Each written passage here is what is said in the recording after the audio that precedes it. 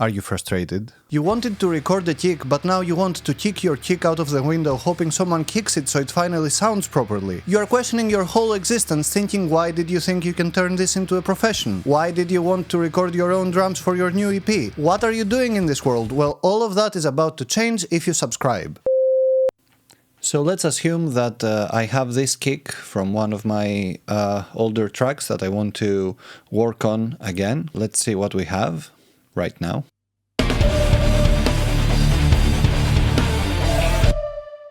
It's not bad, but I have a sample on the kick and I have the original kick for the recording. For this example, I'm only going to use the recorded kick. I also have a sub frequency trying to add to the kick, but let's assume that I only had one because I think I could have done a better job with this. So let's see. The first thing we need to do is to gate this kick. Plenty of ways to do this. I like using silencer for kicks, so I'm going to choose the kick, of course. Then lower the threshold and debleed, adjust the length accordingly. Let's see what we have.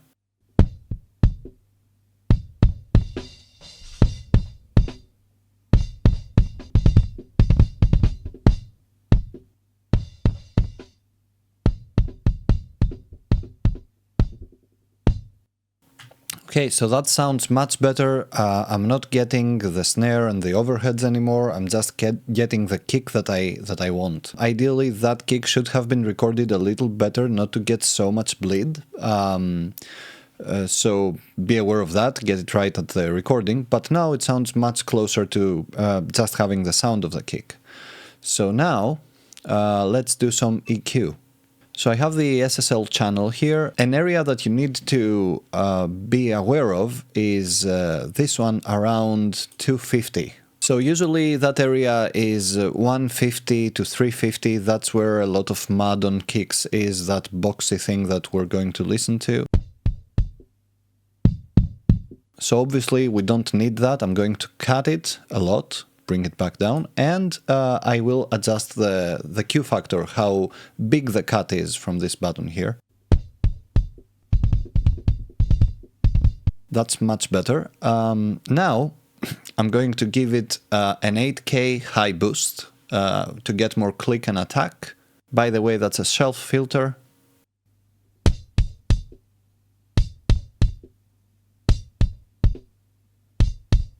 And to get more attack, because now I have a lot of high end, a lot of air on my kick, a lot of click, but I need more attack, and that will be around 2.5 kilohertz roughly. Maybe 2.4 to 4.5, let's see.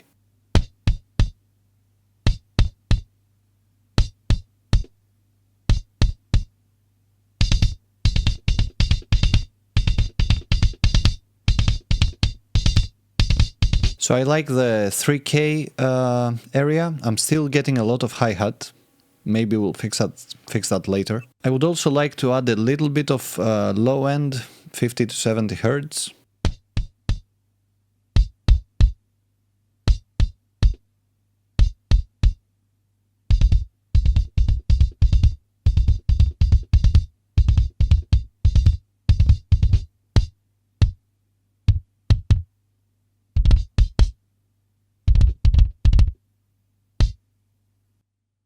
I like 50, I'll keep it there. But pretty big boosts, as you can see, we have done.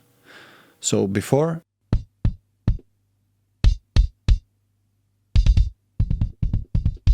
Big difference, much better. Now I'm going to press this button, and that will make my compressor act after the EQ, because I want the EQ first. I usually like 4 to 5 ratio on kicks.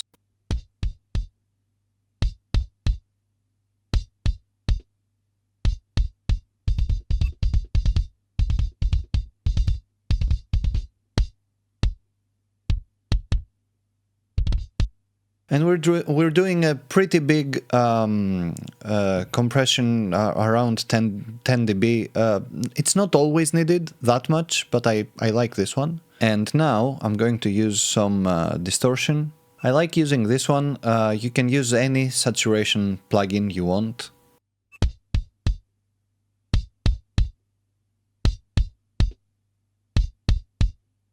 Much better. And I'm also going to use a clipper.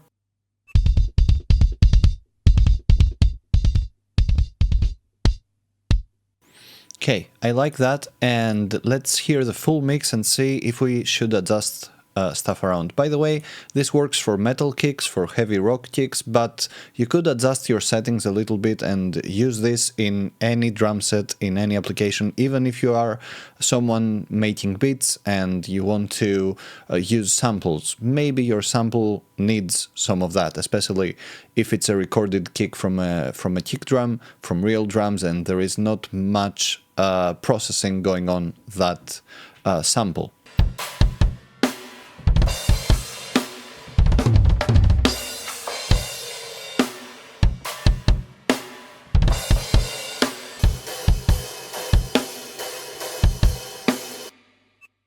I think I need to cut a bit of 900 Hz from it. That's usually the box area, so I'm going to get another EQ. How did I know how to do that? My instincts kicked in.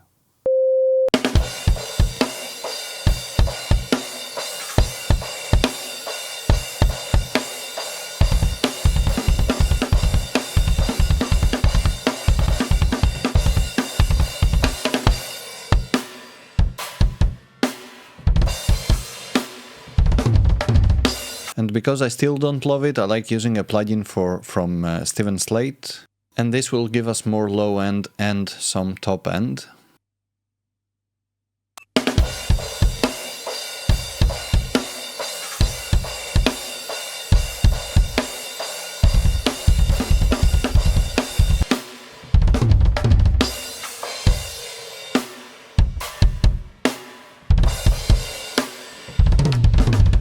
Okay, obviously in the places that he is playing the kick much softer because it's faster, I need to automate that. I won't do the whole song now, I'll do that later, but just for a quick example, the very fast hits that he's doing are softer. We need to raise the gain. Compression helps with that a lot, but we still need to automate a little bit.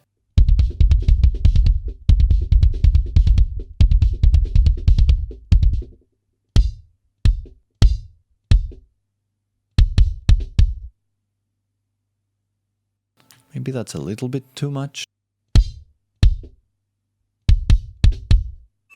Yes, that's better. So even signal, I pushed the clipper a little bit. I left the clipping point at 0, which is better to do.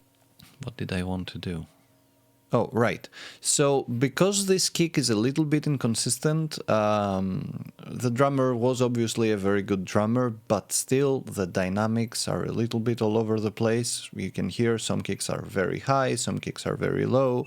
Compression fixes that a little bit, but you also want more stability. If you also want more consistency and more stability in your life, clean your house, get a better job, find a girlfriend. But I can't do any of that because I'm sitting here mixing kicks. And one of the ways to do that is bringing in your sample. That also helps audio-wise. Most people use samples. I'm not against using samples if they make your recording better. So I have the kick triggered and I'm going to try to bring that in. And that will hopefully give us a more consistent and more professional sound on the kick.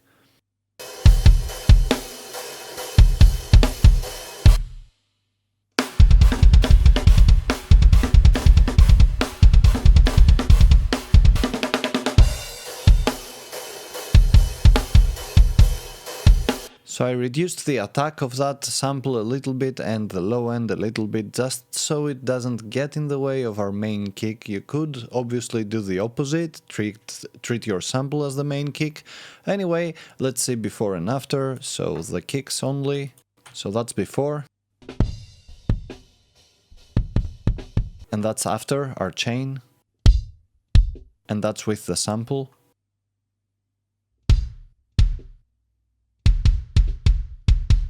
And that's all together.